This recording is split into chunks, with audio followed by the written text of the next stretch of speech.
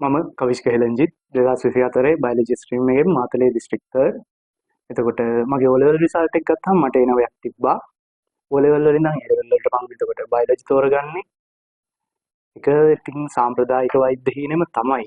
හැබැයි මට ආසාවක් තිබ්බා. ඒ කියන්නේ අපේ පවුලේවත් අපේ ගමේවත් මෙඩිසින් ගියපු කෙනෙක් හිටියේ නැහැ. ඒකත් එක්ක මට ආසාවක් තිබ්බා. අපේ පවුලෙත් ගමෙත් පළවෙනියට මෙඩිසින් ගියපු කෙනා වෙන්න. ඒක තිබ්බා. ඒ අරත් වෙන විශේෂ හේතුවක් නම් තිබ්බේ නැහැ. මගේ කතාව මම පටන් ගන්නම් මගේ ෆස්ට් අයි රිසල්ට් ආපු දවසත් එක්ක. එතකොට මගේ ෆස්ට් අයි එක ගැන පොඩ්ඩක් කිව්වොත් මම වැඩ කරපු කෙනෙක්. හැබැයි ප්‍රශ්න තිබ්බේ මම වැඩ කරාට ඒ විදිහටම හැම දෙයක්ම වුණේ නැහැ. ඒ කියන්නේ මම බලාපොරොත්තු වෙන විදිහට. මම මෙඩිසින් එකයි කියලා බලාපොරොත්තු වුණාට එච්චර රිසල්ට් එකක් මට තිබ්බේ නැහැ. ඒ කියන්නේ සාමාන්‍යයෙන් මට ඩෙන්ටල් වලට වලවත් ආවේ නැහැ ඒ රිසල්ට් එකත් එක්ක. ඒ කියන්නේ මම ෆස්ට් අයි එක්සෑම් කරපු දවසේ ඉඳන් රිසල්ට් එන දවස වෙනකම් පොත් දිහා බැලුවේවත් නැහැ. ඒ කියන්නේ අර අපි එක්සෑම් කරන කාලේ හිතා ගන්නවනේ සමහරවිට. ඒ ලෙවල් ඉවරට ආයේ පොත් දිහා බලන්නේවත් නැහැ. අන්න ඒ විදිහට මාත් හිටියේ. ඉතින් ඒ විදිහටම කරා පොත් දිහා බැලුවේවත් නැහැ. ඒකේ ප්‍රතිඵලයක් විදිහට මං ගොඩක් පහළට ගිහින් හිටියේ වගේ ෆස්ට් අයි එකේ රිසල්ට් එද්දී. ඒ කියන්නේ ෆස්ට් අයි එකේ එක්සෑම් ලියපු මට්ටමට වඩා රිසල්ට් එද්දී මං ගොඩාක් පහළට ගිහින් හිටියේ. ඒ පහළට ගිහින් හිටපු තත්ත්වයේ මං ඉන්න මට්ටම කොයි මට්ටමද කියලා බලාගන්න මම ඊට පස්සේ කරේ මම අඩුවෙන්ම කරලා තියෙන A level paper එක කරා. අඩුවෙන්ම කරලා තියෙන A level paper කියන්නේ සාමාන්‍යයෙන් මම A level papers A pass papers පට්ට ගහපු කෙනෙක්. අඩුවෙන්ම කරලා තිබ්බ paper එක තමයි ඊට කලින් අවුරුද්ද. ඒ කියන්නේ මම එක්සෑම් කරේ 2023 නේ. එතකොට 2022 paper එක මම වැඩියෙන් කරලා තිබ්බේ නෑ. එකපාරක් වගේ තමයි ඒක කරලා තිබ්බේ. ඒ හින්දා 22 paper එක මම කරන්න ගත්තා. ඒ කියන්නේ පාස් papers තුනම bio physics chemistry papers තුනම. තුනම කරාට පස්සේ සතුටින් ලකුණු ටිකක් තිබ්බා ඉතින්. බයෝ වලට තිබ්බේ ලකුණු 35යි. ඒ කියන්නේ බයෝ අමතක වෙලා තිබ්බ අය පට්ටටම ලෙසටම අමතක වෙලා තිබ්බයි. කෙමිස්ට්‍රි තිබ්බා 38ක් විතර. ඒ කියන්නේ අර ගණන් හදන පාර්ට්ස් යන්තමින් මතකයක් තිබ්බා. පාඩම් කරන ඒවා නම් හොඳටම අමතක වෙලා තිබ්බේ. ෆිසික්ස් ගත්තාම ෆිසික්ස් නම් ඒ හැටි අමතක වෙලා තිබ්බේ නෑ. ෆිසික්ස් 42ක් වගේ තිබ්බේ මේ ලකුණු හරියටම නෙමෙයි. ආසන්නව මට මතක විදිහට තමයි මම කියන්නේ. ඒ වගේ ලකුණු ටිකක් තමයි තිබ්බේ. දැන් කොටිම කිව්වොත් ඉතින් S3ක්. එතකොට මගේ ෆස්ට් අයි එකේ මට තිබ්බා A2යි B1ක්. බයෝ වලට B තිබ්බේ. එතකොට මට ඒ වෙලාවේ ආපු ෆීලිං එක මට රෑන්ක් එකක් නෙමෙයි. මගේ අර තියෙන දැන් මට කලින් රිසල්ට් එකවත් මට දාන්න පුළුවන් වෙයිද කියලා එකක් තමයි මට තිබ්බේ. ඒකත් එක්ක මං බැලුවා මට මොකක්ද වැරදුනේ. මට තව පාරක් එක්සෑම් කරොත් මට වැඩි කරගන්න පුළුවන් වෙයිද කියන තැන ඉඳන් මම පොඩ්ඩක් බැලුවා. එහෙන් බලද්දි මට තේරුණා මොනවද තමන් කරපු වැරදි කියලා මම ෆ්‍රෙෂ් අයි එකේත් හිතන්න ගත්තා. මම දැක්ක ලොකුම වැරද්ද තමයි මගේ ફોකසින් වල අවුල. ඒ කියන්නේ මං වැඩ කරා. ඒ කියන්නේ වැඩි වෙලාවක් වැඩ කරපු කෙනෙක්. හැබැයි ඒ වැඩ කරපු වෙලාව පොතේමද ඔළුව තිබ්බේ කියන එකේ ප්‍රශ්නයක් තියෙනවා. ඔළුව තව තව දේවල් රන් වුණා. ඒ කියන්නේ දැන් අපේ වයස ගත්තාම උඹලගේ අපේ වයස ගත්තාම එක දේවල් ඔළුවේ රන් වෙන කාලයක් නේ. ඉතින් මගේ ඔළුවෙත් ඒ දේවල් රන් වෙනවා. ඒකත් එක්ක අර පාඩමේම නෙමෙයි ඔළුව තිබ්බේ. මේකත් එක්ක තමයි මට තේරුනේ මගේ රිසල්ට් එක මෙච්චර අඩු වෙන්න ඇත්තේ මේ හින්දා කියලා. ඒකත් එක්ක මම සෙකන්ඩ් ෂයි පටන් ගත්තා. සෙකන්ඩ් ෂයි පටන් අරගෙන සෑහෙන්න වැඩ කරා. මට තිබ්බේ සති 25යි. සති 25න් මගේ ඒම් එක මම තියාගත්තේ ඒ තුනකට නෙමෙයි. මගේ ෆස්ට් අයි එකේ මම ඒම් එක තියාගත්තේ ඒ තුනකට තමයි. මට ඒ දෙකයි B එකක් ආවා. මම සෙකන්ඩ් ෂයි එකේ මගේ ඒම් එක තියාගත්තේ මම S3ක මට්ටමක හිටියේ. හැබැයි මම ඒම් එක තියාගත්තේ කොළඹ මෙඩිසින්. එතකොට සර් කියනවනේ කතාවක් පොල් ගහේ කරටියට ගහන්න ඕන නම් ආකාශයට එල්ල ගන්න. ඒක එහෙම තමයි. දැන් මම කොළඹ මෙඩිසින් යන එක්සෑම් කරේ සමහර විට මට කොළඹ මෙඩිසින් නූලෙන් මිස් වෙයි. ඒක ගැන මට දුකක් නෑ ඒ වුණාට. එහෙමයි. ඒකත් එක්ක මම වැඩ කරේ පුදුම විදිහට වැඩ කරා ඒ සති 25. එතකොට ඒ සති 25 ගත්තා මම වෙලාවක් කියන්නම්. කියන්නේ වැඩ කරපු පැය ගාණෙන් අපිට කියන්න බෑ අපේ එෆිෂන්සි එක. කියන්නේ දැන් පැය 24ක්ම දවසකට පැය 24ක් වැඩ කරා කියලා ඒ ලෙවල් පාස් වෙනවා, ඒ ලෙවල් හොඳ රිසල්ට් එකක් එනවා කියලා දෙයක් කියන්න බෑ. ඒ වුණාට යම් වෙලාවක් වැඩ කරන්නත් ඕනේනේ. දැන් ඒ සති 25 ගත්තාම එක දවසක්වත් නෑ මගේ පැය 12ට අඩුවෙන් වැඩ කරපු එක දවසක්වත් නෑ. කියන්නේ අවමය පැය 12. ඒ සති 25 හැම දවසකම අවමය පැය 12. ඒක පැය 18ට ගියපු දවසුත් තිබ්බා. පැය 12න් නැවතුන දවසුත් තිබ්බා. එහෙම විචලනයක් තිබ්බා. හැබැයි කොහොම හරි කියන්නේ කොච්චර බෑ කියලා හිතුණත් කොච්චර කම්මැලි හිතුණත් කොච්චර එපා වුණත් ඒ කියන්නේ දැන් රිසල්ට් ආපු අය දන්නවා ඒ වැටීම කඩා වැටීම පුදුම මානසිකව වැටීමක් තිබ්බේ. මොකද මගේ යාළුවෝ ඔක්කොම මෙඩිසින් ඉන්ජිනියරින් සිලෙක්ට් වෙලා හිටියේ ඔක්කොම. එතකොට ඒකත් එක්ක මම පුදුම තනිවිල්ලක් වුණේ. ඒ කියන්නේ යාළුවෝ ප්‍රීමෙට්‍රි ඉන්ජිනියරින් ගිහලා ඒගොල්ලෝ ඒ ෆොටෝස් දානවා එක එක ඒවා දානවා පට්ට අවුල් ෆීලිං එකේ අර ෆීලිං ගිල්ටි සම්පූර්ණයෙන්ම ගත්තා. ඒ වුණාට ඒකත් එක්ක පිච්චි වැඩ කෙරිල්ලක් තමයි කරේ. එහෙම වැඩ කරා. ඉතින් ඒ සති 25 එහෙම වැඩ කරා. ඉතින් ඒත් එක්කම එක්සෑම් එක ලිව්වා. මගේ රිසල්ට් ගිය සෙනසුරාදා ආවා. දවස් කීපෙයි රිසල්ට් ඇවිල්ලා. මගේ රිසල්ට් එක A3ක් තිබ්බා. මාතලේ දිස්ත්‍රික් 3. මගේ ෆස්ට් ට්‍රයි එකේ ගත්තාම මට කෙමිස්ට්‍රි වලට ඒකක් තිබ්බා. එතකොට මගේ කෙමිස්ට්‍රි ෆස්ට් ට්‍රයි ඒක MCQ 35කින් ආපු එකක්. ඒක සාමාන්‍යයෙන් විශේෂ අවස්ථාවක්නේ. MCQ 35කට ඒකක් එන්නේ නැහැ සාමාන්‍යයෙන්. සාමාන්‍ය තත්ත්වයකනේ සාමාන්‍යයෙන් ඒකට B එකක් තමයි එන්නේ. සාමාන්‍ය ලකුණු 60 ගානක B එකක් එන්නේ. කොහොමද ඒකට ගියේ කියන එක ගැන මම පොඩ්ඩක් කතා කරන්නම්. ඒක ඕගොල්ලන්ට වටීවි කියලා මම හිතනවා. එතකොට ඒක මම කොටස් දෙකකට කියන්නම්. ඒ කියන්නේ පේපර් එකට ලියන අවස්ථාවයි වැඩ කරන අවස්ථාවයි කියලා. ඒ කියන්නේ දැන් එසේ පේපර් එක ගත්තාම එසේ පේපර් එකට රෙඩි උනේ සාමාන්‍යයෙන් පාස් පේපර්ස් වලින්මයි සමස්තයක්. මම මොඩල් පේපර්ස් කරේ නෑ නෙමෙයි මොඩල් පේපර්ස් කරා. හැබැයි පාස් පේපර්ස් තමයි අංක 1 කරගත්තේ අනිවාර්යෙන්ම. ඒක දෙකක් නෑ අනිවාර්යෙන්ම. පාස් පේපර්ස් පට්ට ගහපු කෙනෙක් මම ඉස්සෙල්ලා කිව්වා වගේ. එතකොට දැන් හිතන්න මම ඕගනික් ප්‍රශ්න ගත්තොත් මම පස්සට අවුරුදු 20ක් විතර කරනවා. එහෙම කරාට පස්සේ ඕගනික් අනිවාර්යෙන් පුළුවන් වෙනවා. ඉතින් ඒ ටික කරාට පස්සේ ඕගනික් කරන්න පුළුවන්. බැරි වෙන්න බෑ. එහෙමයි සාමාන්‍ය අතිවිශේෂ එකක් ආවොත් ඇරෙන්නේ එහෙම බැරි වෙන්නේ නැහැ. ඒ විදිහට ප්‍රශ්න ටික මම කරන්න ගත්තා. එතකොට මුලින්ම ඕක කරා ඕගනික්. ඊට පස්සේ මම ගියා මම ප්‍රශ්න ටිකම කරා. ඒ කියන්නේ කර්මාන්ත ප්‍රශ්න මම කරා. ඒ කියන්නේ සාමාන්‍යයෙන් එක එක කට්ටියගේ ඒම් එකක් තියෙනවනේ. අපි දැන් ෆිසික්ස් වල නම් සාමාන්‍යයෙන් ඒක ලොකුවටම තියාගන්නේ නැහැ දැන්. ප්‍රශ්න ෆිසික්ස් වල 8ක් තියෙනවා. ඒ 8 මේ 4මයි කරන්නේ කියලා තියාගන්නේ නැහැනේ. හැබැයි කෙමිස්ට්‍රි වල සාමාන්‍යයෙන් දල අදහසක් එක්සෑම් එකට යන කෙනෙක්ගේ තියෙනවා. මම මේ ප්‍රශ්න ටික තමයි කරන්නේ කියලා. මං සාමාන්‍යයෙන් තෝරගෙන හිටියේ මං ඕගනික් ප්‍රශ්නේ අනිවාර්යයෙන්ම කරනවා. ඊට පස්සේ කර්මාන්ත ප්‍රශ්නෙත් කරනවා කියන තැන තමයි මම ෆස්ට් ට්‍රයි එක වෙද්දි හිටියේ. සෙකන්ඩ් ට්‍රයි එක වෙද්දි මං හිතුවා ඉනෝගනික් ප්‍රශ්නෙට යන්නත්. හැබැයි මං සෙකන්ඩ් ට්‍රයි එක්සෑම් එක වෙලාවේ අයිත් මං කර්මාන්ත ප්‍රශ්නෙටම පැන්නා. මට ඉගැන්නේ වෙලාවත් එක්ක ප්‍රශ්නයක් ආවේ එතනදී මම ඒකත් කියන්නම්. ඊට පස්සේ පළවෙනි ප්‍රශ්න තුනෙන් ගත්තාම ඒ කියන්නේ ඒ පාර්ට් එකේ ප්‍රශ්න තුනෙන් අර ඉලෙක්ට්‍රෝකෙමිස්ට්‍රි සම්බන්ධ වෙන ප්‍රශ්න කරනවා කොහොමද? අනිත් දෙකෙන් කැමති එකක් ලේසි එකක් තෝරගෙන කරනවා. එහෙම තමයි ගියේ. එතකොට අර පාඩම් කරන එකේදී මම අර කියපු විදිහට කියන්නේ ප්‍රශ්නයක් අල්ලගෙන ඒ ප්‍රශ්නට අදාළව පාස් පේපර්ස් ටික පට්ට ගහන එකක් තමයි මම කරේ. ඒකත් එක්ක තමයි ඒක පුළුවන් වුනේ. කියන්නේ දැන් හිතන්න ඉලෙක්ට්‍රෝ ප්‍රශ්නේ නම් ඉලෙක්ට්‍රෝ ඒ අවුරුදු ගාණක් පස්සට කරද්දී ඒක පුළුවන් වෙනවා. දැන් ඕගනික් නම් සමහර ලාවට ගොඩාක් පස්සට යද්දි නම් ඔකේ යම් ගැටලු එනවා. අර මේ සිලබස් එකත් එක්ක ඒ පොඩි මිස්ටේක්ස් අයින් කරලා අපිට ඒක ගැටලුවක් නැතුව මේවා කරගන්න පුළුවන්. ඒ ලෙවල් ළමයිනේ අපි නේ.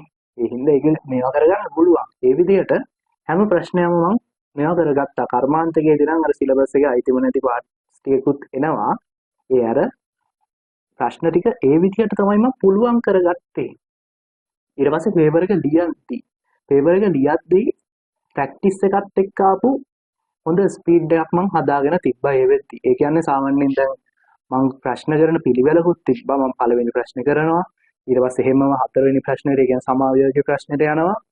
ඊට පස්සේ දෙවෙනි ප්‍රශ්නෙට ගිහිල්ලා ඊළඟට තුන්වෙනි ප්‍රශ්නෙට එනවා. ඒ විදිහට තමයි ගියේ මම ස්ට්‍රක්චර්ඩ් එක. ඊට පස්සේ හැමම එසේකට යනවා. එසේකට මුලින්ම ඕගනික් ප්‍රශ්නේ, ඊට පස්සේ කර්මාන්ත ප්‍රශ්නේ, ඊට පස්සේ ඉලෙක්ට්‍රෝයි අර ඉනෝගනික් එකේ ඩීගොනු ඒ සම්බන්ධ ප්‍රශ්න කරලා ඩිගන ඒ සම්බන්ධ ප්‍රශ්න කරලා ඊට පස්සේ ඉතුරු හය ප්‍රශ්න දෙකකින් එකක් කරනවා. ඒ විදිහට තමයි මගේ මේක ගියේ. එතකොට ෆස්ට් අයි එකේ මට ඕක හොඳටම කරගන්න පුළුවන් වුණේ අර පාස් පේපර්ස් කරලා ගත්ත ප්‍රැක්ටිස් එකත් එක්ක මම ඕගනික් ප්‍රශ්න සාමාන්‍ය විනාඩි 10ක් 12ක් වගේ ඇතුළත ඉවර කරගන්න මට පුළුවන් වුණා. ඒකත් එක්කම මම කර්මාන්ත ප්‍රශ්නෙට ගියා. 2023 කර්මාන්ත ප්‍රශ්න ගත්තාම ගොඩක් ලේසි ප්‍රශ්නයක් සමස්තයක් විදියට හරිම ලේසි ප්‍රශ්නයක් ඒක. ඒකත් මම හිතන්නේ මට විනාඩි 10ක් 12ක් ඇතුළත ඉවර කරගන්න පුළුවන් වුණා. ඒකත් එක්ක අර පළවෙනි විනාඩි 25ක් වගේ ඇතුළත මට ප්‍රශ්න දෙකක්ම ඉවර කරගන්න පුළුවන් වුණා. ඊළඟට මම ගියා ඉලෙක්ට්‍රෝ ප්‍රශ්නෙට ඒකටත් මට ලොකු වෙලාවක් ගියේ නෑ. ඊට පස්සේ අර පහේ ප්‍රශ්න දෙකෙමුත් එකක් කරා මට විනාඩි 20ක් ඉතුරුත් වුණා. සාමාන්‍යයෙන් එහෙම වෙන්නේ නෑනේ කෙමිස්ට්‍රි එසේ පේපර් එක කියන්නේ වෙලාව වැඩි වෙන පේපරයක් නෙවෙයි වෙලාව මදි වෙන පේපරයක්. ඇත්තට මටත් ඒ වෙලාවේ කන්ෆියුස්ඩ් වෙලා ගියා. විනාඩි 20ක් ඉතුරු වුණා කියන්නේ ෂුගර් එකටම මට කොහේ හරි තැනක් මගේ ඇරිලා තමයි. කියන එක තැන තින්කත් තමයි මම බලාගෙන ගියා. ඒත් එහෙම ඉතුරු වෙලා ඒ කියන්නේ මගේ ඇරිලා තිබ්බේ නෑ. ලොකුවට එහෙම මගේ ඇරිලා තිබෙන්නේ නැහැ. පොඩි දන්න තියලා ඉස්තන් තියලා තිබ්බා. ඒ අර ලොකුවට එහෙම ප්‍රශ්න එක පාර්ට් එකම මගේ ඇරිලා එහෙම තිබ්බේ නැහැ. ඊට පස්සේ මම කරේ ඒ විනාඩි 20 තුන්වෙනි ප්‍රශ්නේ පස්වෙනි ප්‍රශ්නේ මම ඒ පාර තෝරගත්තේ. පස්වෙනි ප්‍රශ්නේ ගණන් අය පාරක් හදලා බැලුවා. මොකද අපි බයෝ කරන ළමයි සමහරවිට සුළු කිරීම වරදිනවා. ඒක මේවා කරගන්න අය පාරක් හදලා බැලුවා. පස්වෙනි ප්‍රශ්නේ නම් මට මතකයි සුළු කිරීම වැරදි දෙක තුනකුත් අහු වුණා. ඒකත් මට chance එකක් වෙන්නේ නැති. ඒකත් එක්ක එසේකට හොඳ ලකුණක් මට ස්කෝර් කරන්න පුළුවන් වුණා. ඒ ස්කෝර් කරපුවකින් MCQ 35ක් එක්ක ඒකක් මට ගන්න පුළුවන් වුණා. ඒ කියන්නේ මට ෂුවර් එක මට ලකුණු 40 පන්නලා තියෙනවා මං දැන්. මං එක්සෑම් කරලා ඉවරලා සර්ට මම නිතරම කතා කරපු කෙනෙක්. අපි chat එක ගත්තාම දිගටම තියනවා chat එක. එතකොට එක්සෑම් ඉවරලා ගිහිල්ලත් මං සර්ට කිව්වේ මට MCQ 35ක් තියෙනවා. ඒ වුණත් මට ඒකක බලාපොරොත්තුවක් තියෙනවා. ඒ කියන්නේ මං දැනගෙන හිටියා එසේකට මං 40 පන්නලා ලියලා තියෙනවා. මොකක් හරි අවුලක් ගිහිල්ලා අඩු වුණොත් මිස නැත්තම් මට ඒකක් එන්න ඕනේ කියලා තමයි මං හිටියා. ඒක මට ආවා. ඉතින් ඒක අර වැඩ තියෙන්නේ ඒකයි. මුලින්ම හොඳට පාස් පේපර්ස් එක ප්‍රැක්ටිස් වෙන්න ඕනේ. ඊට පස්සේ මොඩල් පේපර්ස් උත් කරන්න ඕනේ. මොඩල් පේපර්ස් කරලා ඒ පාස් පේපර්ස් උයි මොඩල් පේපර්ස් ඕවත් එක තමන්ගේ ස්පීඩ් එකත් හදා ගන්න ඕනේ. ඔය දෙකම හදන්න කලින් මුලින්ම තියරි පුළුවන් වෙලා ඉන්න ඕනේ. ඒක මේන් කාරණා. මම කිව්වේ ඒකට පස්සේ නේද යා. ඒකත් එක්ක ඒ ප්‍රැක්ටිස් එකත් එක්ක තමයි මගේ රිසල්ට් එක ආවේ. එතකොට මම කිව්වා ෆස්ට් අයි එකේ මගේ MCQ 35ත් එක්ක එකක් ආවා. සෙකන්ඩ් අයි එකේ මගේ එක MCQ 44ක් එක්ක ආවේ. මම 35 ඉඳන් 44 වෙනකන් ලකුණු වැඩි කරගත්ත එක ගැන කියද්දී ඒක මෙහෙමයි. මම මුලින්ම මගේ පේපර් එක අරගෙන බැලුවා මට මොනවද අඩු වෙලා තියෙන්නේ කියලා. එකක් ෆිසිකල් පාර්ට් වල ප්‍රශ්න තිබ්බා මගේ. මම කිව්වා මම අන්තිම කාලේ තමයි ෆිසිකල් ටිකක් පුළුවන් කරගත්තේ. ටිකක් නෙමෙයි පුළුවන් කරගත්තේ. ඒ වුණාට ඒකේ ලොකු ප්‍රැක්ටිස් එකක් ගන්න බැරි වෙච්ච එකත් එක්ක මට ෆිසිකල් ප්‍රශ්න වල යම් ප්‍රශ්න වෙලා තිබ්බා. ඒ වැරදි ටික මම හදාගත්තා. ඊට පස්සේ තව මට වැරද්දක් වෙලා තිබ්බා. මට පුළුවන් වෙලා තිබ්බා පරිවර්තන කරගන්න. හැබැයි මට ඕගනික් තියරි දැනුමේ අඩුපාඩු තිබ්බෙන් දැන් පරිවර්තන මට කරන්න පුළුවන්. හැබැයි MCQ පේපරේ තියරි ප්‍රශ්න අහනවනේ. අන්නේ තියරි ප්‍රශ්න වලට උත්තර දෙන්න මට එච්චර හොඳට පුළුවන් වෙලා තිබ්බේ නෑ. ඒ ප්‍රශ්න වල වැරදීම් වෙලා තිබ්බා. අන්න ඒක මම අඩු කරගත්තා. ඊට පස්සේ MCQ පේපරේ කරන එකේදී මට මම ෆස්ට් අයි එකේ MCQ පේපරේ පට්ටටම කලබල වුණා. ඒ කියන්නේ මම පළවෙනි ප්‍රශ්න 10 කරද්දි මට මතකයි පළවෙනි ප්‍රශ්න 10 මම බලාපොරොත්තු වුණා ලේසි ප්‍රශ්න 10ක් එයි කියලා. හැබැයි මේ ප්‍රශ්න 10න් මට මතකයි හරියට ප්‍රශ්න 5ක්වත් මට පළවෙනි පාරට කරගන්න බැරි වුණා. يعني මුලින් එක දිගට කරගෙන යද්දි කරගන්න බැරි වුණා. ඒකත් එක්ක මම ගොඩාක් තිගැස්මක් එක්ක තමයි ඉස්සරහට ගියේ. කියන්නේ පළවෙනි ප්‍රශ්න 15ක් 20ක් ගිහිල්ලා ඊට පස්සේ මම 30 40 ප්‍රශ්න වලට ගිහිල්ලා ඊට පස්සේ ගණන් හදන ප්‍රශ්න වලට එන ක්‍රමයක් තමයි මගේ තිබ්බේ. ඒ වුණාට ඒකත් එච්චරම මේ වෙලාවේ මට හරි ගියේ නෑ. හැබැයි මම සෙකන්ඩ් අයි එක වෙද්දි මම තේරුම් ගත්ත පාස් පේපර්ස් කරලම පළවෙනි ප්‍රශ්න දැන් අලුත් රටාවත් එක්ක පළවෙනි ප්‍රශ්න 10 නෙමෙයි පේපරේ ලේසිම ප්‍රශ්න 10 කියන එක මම තේරුම් ගත්තා. ඒ කියන්නේ පළවෙනි ප්‍රශ්න 20 25 අතරත් ලේසි හරිම ලේසි ප්‍රශ්න ටිකක් තියෙනවා. මම මේ හින්දා සෙකන්ඩ් අයි එකේදී කරපු දෙයක් තමයි මුලින්ම අර 30-40 ප්‍රශ්න වලට යන්න කලින් ප්‍රශ්න 10ක් 15ක් කරනවා. හැබැයි මම ඒක කරන්නේ පළවෙනි ප්‍රශ්න 10න් ප්‍රශ්න 10ම කරන්න බලාපොරොත්තු වෙන්නේ නැහැ. ඒ 10ත් මම කියවුව ගමන් මට අමතක ඔළුවට යන්නේ නැත්නම් ක්ලික් වෙන්නේ නැත්නම් ඒක තියලා යනවා. ඒ මානසිකත්වයත් එක්ක තමයි මම කරගෙන ගියේ. සෙකන්ඩ් ෂයි එකේදී මම කොහොමවත් කලබල වුන්නේ නැහැ ඒ හින්දා. එහෙම කරගෙන ගිහිල්ලා මම වෙලාව මට බැලන්ස් කරගන්න පුළුවන් වුණා. MCQ මට 44ක් තිබ්බා. ඒක තමයි ඒ වැඩේ. එතකොට කලබල නොවීම, ඊට පස්සේ හරියට තියරි අවබෝධය, ගණන් හොඳට ප්‍රැක්ටිස් කරලා තිබීම කියන දේවල් වැඩි කරගැනීම මම කරලා මේ ෆස්ට් ෂයි ඉඳන් සෙකන්ඩ් ෂයි වෙනකන් තියෙන කාලේ ඒකත් එක්ක තමයි මට ප්‍රධාන වශයෙන් මේ ලකුණු ටිකක් වැඩි කරගන්න පුළුවන් වුණේ. මම කෙමිස්ට්‍රි ගත්තාම ගුරුවරු ගොඩකින් ඉගෙන ගත්ත කෙනෙක්. කෙමිස්ට්‍රි කියන්නේ හෝල් ක්ලාසස් ගොඩකට ගියපු කෙනෙක්. එකම කාලේ ගුරුවරු ගොඩකගේ ක්ලාස් ගියා කියලා නෙමෙයි මම කියන්නේ. එක පාඩමක් සර් කෙනෙක්ගෙන් ඉගෙන ගත්තට පස්සේ ඒ පාඩම සෙට් නැත්තම් මම වෙන කෙනෙක්ගෙන් යන්න තරම් ඔළුව හදාගෙන තිබ්බා. අම්මෝ මේ සර්ගෙන් මට පාඩම බැරි වෙනවා කියන්නේ මගේ තමයි අවුල. මට ජීවිතේට ඒ පාඩම පුළුවන් වෙන්නේ නැහැ. ඒ වගේ පහළ මානසික මට්ටමක මං හිටියේ නැහැ. මේ සර්ගෙන් මට බැරි වෙනවා නම් මම මේ සර් කියපු හැම වැඩක්ම කරා නම් එහෙනම් සර්ගේ අවුලක් වෙන්න පුළුවන් මම වෙන සර් කෙනෙක් try කරනවා කියන තැන මං හිටියා. එතකොට මං සර්ගෙන් දැන් ගොඩක් දේවල් ඉගෙනගෙන තියෙද්දි මම ලොකුවටම සර්ගේ දැකපු හොඳම දේ තමයි ෆිසිකල් පාර්ට් එක. දැන් සර්ගේ ඕගනික් ඉනෝගනික් කර්මාන්ත හොඳයි කියන එක ගැන මම කියන්න දෙයක් නැහැනේ.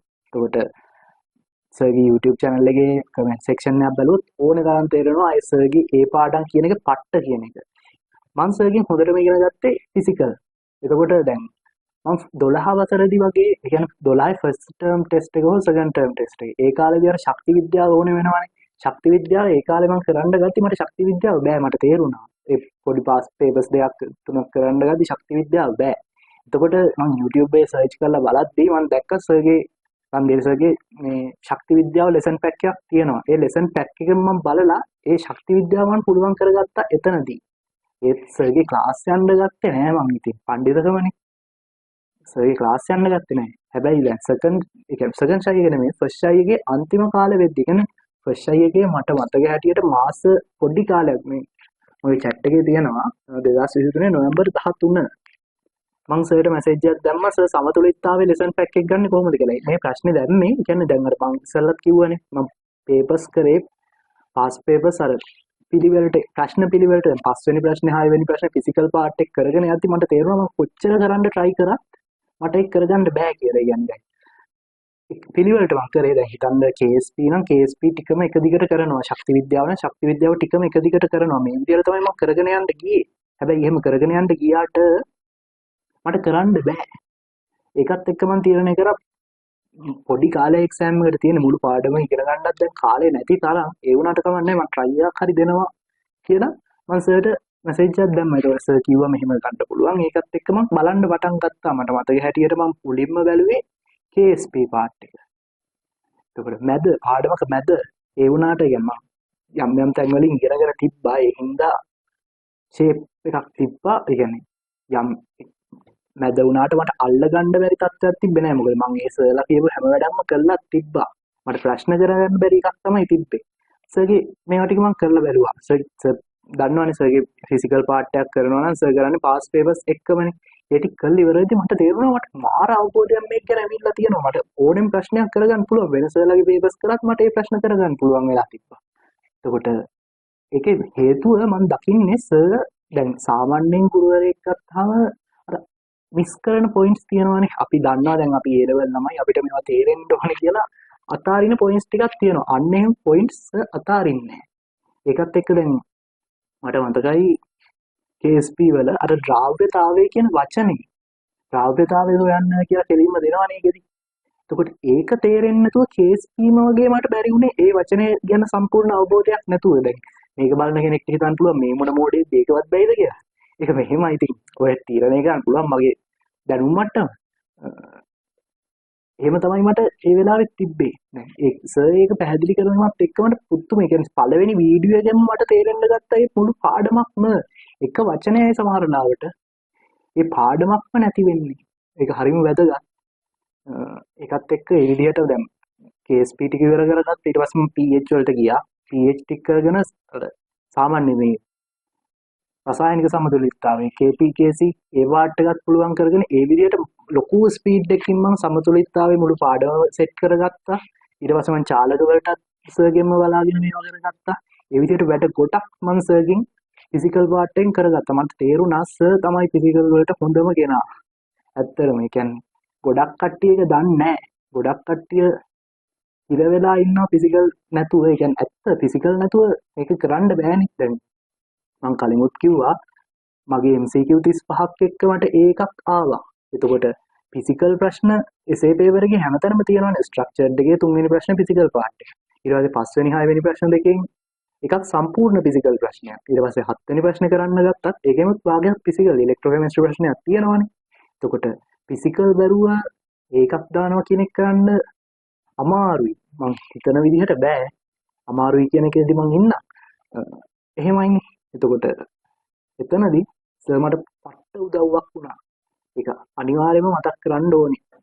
ඉතින් අන්තිමේට මට කියන්න තියෙන්නේ දැන් රිසල්ට් ඇවිල්ලා ඔයගොල්ලෝ සමහර හොඳ මානසික මට්ටමක ඇති, හොඳ නැති මානසික මට්ටමක ඇති, සමහර කට්ටිය මොරල් අප් වෙලා ඇති, සමහර කට්ටිය පට්ට අවුලෙන් වැටිලා ඇති.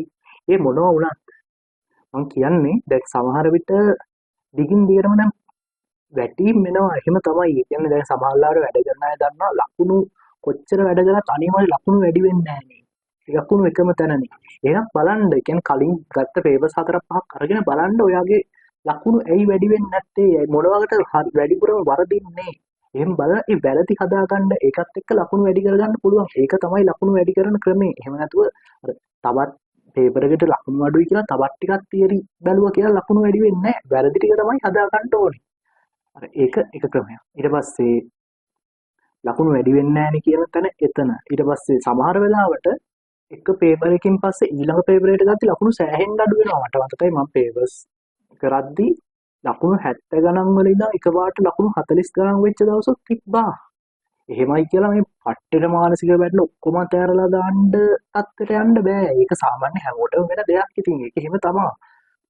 ඒකත් එක්ක ඉතින් කොහොම හරි අවුල් ඒක පිළිගන්නවා. ඒක දරාගෙන ඉන්නවා. ඉතින් එහෙම තමයි. එහෙම යද්දී ඊට පස්සේ ආයෙත් ඒ ලකුණු මට්ටමට ගන්න පුළුවන් වැඩ කිරීමත් එක්ක. ඒකත් එකක්. එතකොට සමහර වෙලාවට මෙහෙම වැඩ කරද්දී පුදුම මහන්සියක් දැනෙනවා. ලෙඩ එනවා. මටත් මේ සර්ජන් ෂයි කරපු කාලේ සම්පූර්ණ කාලෙම වගේ ગેස්ට්‍රයිටිස් තිබ්බා. හැබැයි එක්සෑම් ඉවර කරලා මාසයක් යනවත් කලින් ඒක හොඳටම හොඳ වුණා. බෙහෙත් ගත්තෙත් නෑ. හොඳටම හොඳ වුණා. ඒ කියන්නේ එක්සෑම් කරන කාලේ බෙහෙත් තරම් තිබ්බා. බෙහෙත් තරම් තිබ්බත් ඒක හොඳ වුණේ නෑ. සර්ජන් ෂයි ඒ එක්සෑම් ඉවරට නිකම් හොඳ වුණා. බයෝ කරන අය දන්නවනේ ස්ට්‍රෙස් එකත් එක්ක එන ඒවා. ඉතින් ඒක එහෙම වෙන්න ඇති. ඒක හොඳ වෙලා කියා. ඉතින් ලෙඩ එක්ක අපිට නවතින්න බෑ. හැබැයි ඒවට බෙහෙත් ගන්න, මේවා කරගන්න. ඒ වගේම කියන්න ඕනේ දැන් මම මේ කාලේ හැම වෙලාවෙම මම මානසිකව වැටුණා. මට බෑ කියලා හිතුනොත් අනේ මට මහන්සිනේ. අනේ ලකුණු වැඩි වෙන්නේ නැහනේ. මොකක්ද මේ? මගේ යාළුවා දැන් කැම්පස් ගිහිල්ලා නැත්තම් පේමන්ටල් ට්‍රිප් යනවා. පට්ට අවුල්. එහෙම දැනෙද්දි කමන්නේ නැහැ. මම එතකොට හැම වෙලාවෙම හිතාගත්තේ at least I tried. මට පුළුවන් වුණා හෝ බැරි වුණා ඒක අදාළ නැහැ. අඩුම ගානේ මම උත්සාහ කරානේ කියලා දවසක මට හිත හදාගන්න පුළුවන් වෙයි. අඩුම ගානේ at least I tried. අන්න ඒකත් එක්ක තමයි මම වැඩ කරේ. ඉතින් මට හොඳ රිසල්ට් එකක් මගේ මට්ටමින් මට හොඳ රිසල්ට් එකක් ආවා. මම ඒක ගැන හරිම සතුටින් ඉන්නේ. ඉතින් එහෙම තමයි ඕගොල්ලෝ වැඩ කරන්න හොඳ රිසල්ට් ගන්න. ජය වේවා.